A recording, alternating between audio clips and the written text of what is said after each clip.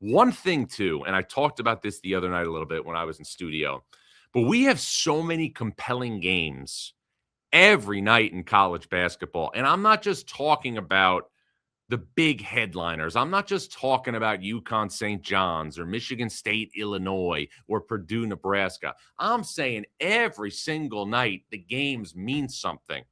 It means something, okay, when Oklahoma State has to play Arizona State to keep its NCAA tournament hopes alive. It means something when Utah State goes to New Mexico and it's a quad one opportunity for the Lobos to keep their at-large hopes alive. It means something when Santa Clara on Saturday is going to play its biggest game ever under Herb Sendek and have a chance to get a quad one win and build an at-large resume.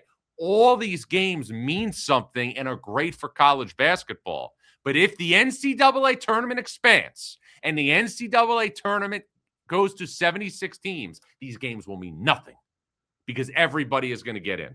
Everybody of somewhat note is going to get in. Compelling theater is what makes sports. Compelling theater is what gets people from the periphery to tune in.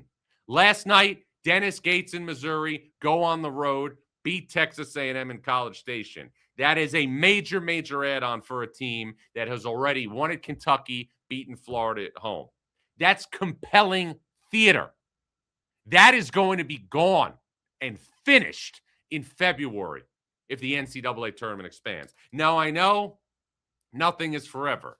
I know this feels like an inevitability, but I'm just telling you right now, as somebody whose livelihood depends on college basketball, as somebody who loves this sport after my wife and child as much as anything in my life, we are going to lose this theater from now until Selection Sunday. Everything you're going to see during championship week, every game mattering, that's going to go away.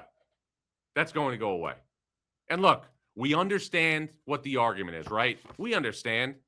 It's all being run by the four Power Four commissioners. And the argument they make when you ask them the question is they say, well, we want more access for our teams. You want more access? I'm telling you this right now, and it's a fact of life.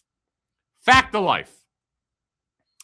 The Big Ten and the SEC are projected to have double-digit teams in the NCAA tournament. The ACC, in my bracket projection on Friday, will have 9 teams in the NCAA tournament out of its 18. And the Big 12, while it doesn't have quite as many as those teams, it has 7 or 8. The Big 12 has 6 of the top 16 protected seeds. 5 of the top 16 protected seeds because BYU is no longer in there. Talk about access. Everybody has the same access to the NCAA tournament at the power conference level. It's called your conference tournament. You win it, you move on. And I'll give you the perfect example before I transition. Look at NC State and Kevin Keatts in 2024. That team was nowhere near the NCAA tournament. Nowhere near it. Started on Tuesday at the ACC tournament. Tuesday. Was losing at the half to Kenny Payne in Louisville, I believe. Was losing in that game. Went on a run for the ages at the ACC tournament. The ages. Incredible. I'll never forget where I was when NC State hit that shot to tie the game against Virginia. Never forget it.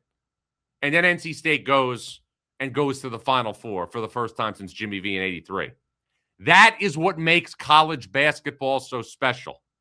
And that is what could be taken away if we oversaturate the NCAA tournament. That's how I feel about that.